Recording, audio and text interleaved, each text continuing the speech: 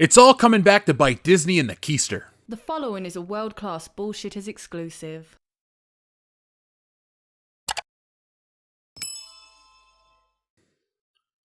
This week, the Walt Disney Company had their quarterly investors call. And while the company gained in some ways, it's losing in another major way that's disrupting the way they do business. Disney Plus subscriptions experienced a steep drop-off during the first 3 months of 2023.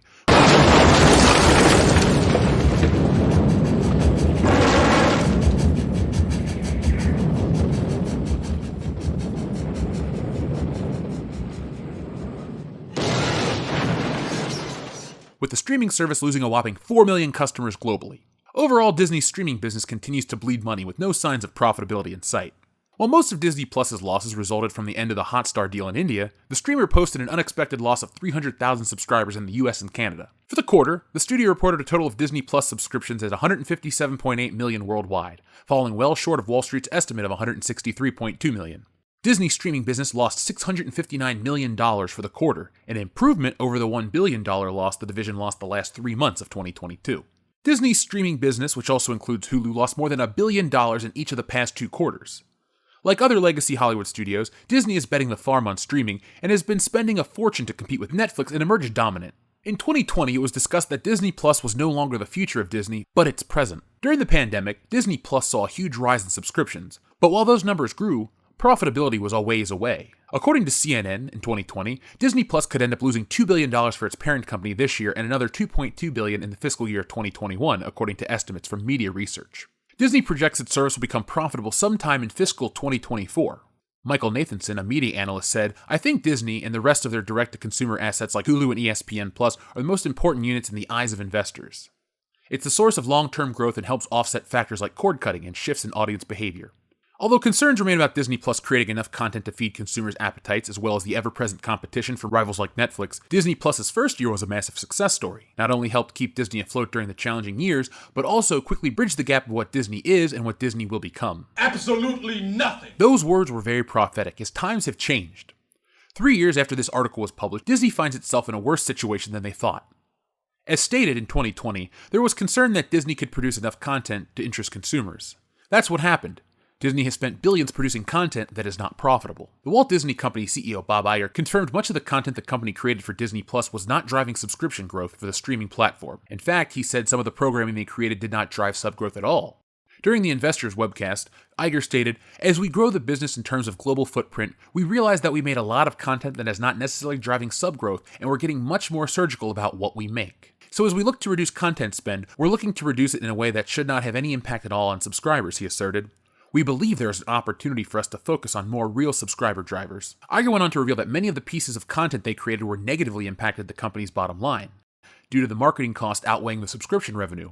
He explained, "And one interesting example, I should throw marketing in too, where you make a lot of content, everything needs to be marketed. You're spending a lot of money marketing things that are not going to have an impact on the bottom line, except negatively, due to the marketing costs.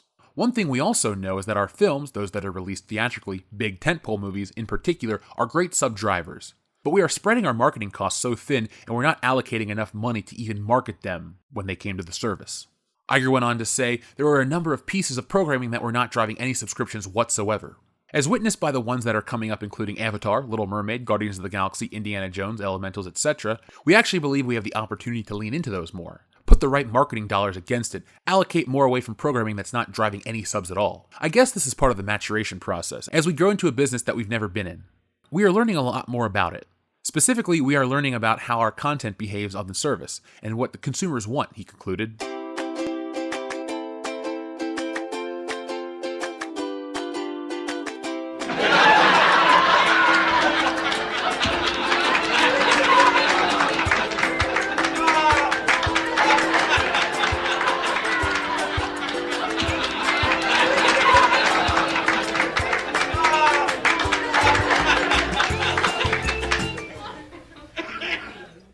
Iger's optimistic appraisal of the situation may be a bit late. Disney is a tarnished brand. Across the board, their films and shows are underperforming, no matter how you slice it.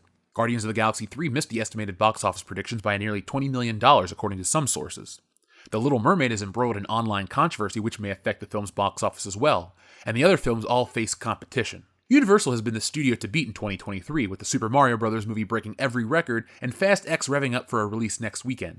Family, family, family, family. Disney is a brand full of fading IPs. Marvel and Star Wars are a far cry from their former glory. Lucasfilm in particular has hurt Disney Plus subscriptions, and their once popular series The Mandalorian continues to see a decline in fan interest. Marvel has seen its fair share of disappointing Disney Plus series, as well as box office disappointments. She-Hulk became a politicized green nightmare that got people talking, but no one watching. The ego of Disney assumes that all will buy into their brand, but entertainment companies need to realize fans support specific characters in a brand, not the entire brand. The studios push unwanted characters on audiences that turn them away. This in turn costs Disney money. If only they'd listen to a majority instead of focusing on untapped markets who have little to no interest in their shows in the first place. This, as well as the fact that Disney Plus is the home to shows and movies easily available elsewhere, makes Disney Plus less attractive to anyone without small children. As Disney Plus begins to combine content with Hulu, the streaming service has begun its death march. According to the 2020 CNN report, Disney Plus will be profitable by 2024. As of this week, Disney Plus will not even see 2024. This was avoidable if only Disney made content that people actually wanted.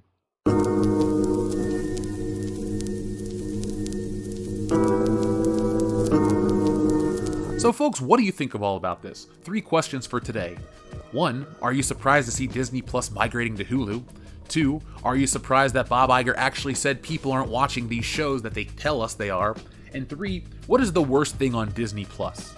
And here's another bonus question. Do you even have Disney Plus? It's not the world's most attractive streaming service. Once you have Star Wars and Marvel films on disc, what else is there? Disney is not like Warner Brothers, who will open their vault and put out everything. Disney likes to curate their public image and tries to run away from things from their past, which would probably grow subscriber growth much more than just another episode of Spider-Man or a new Star Wars movie. I'd like to say time will tell, but time won't tell because it's over for Disney Plus. Time is up. In 2019, when the service launched, no one could have seen this coming.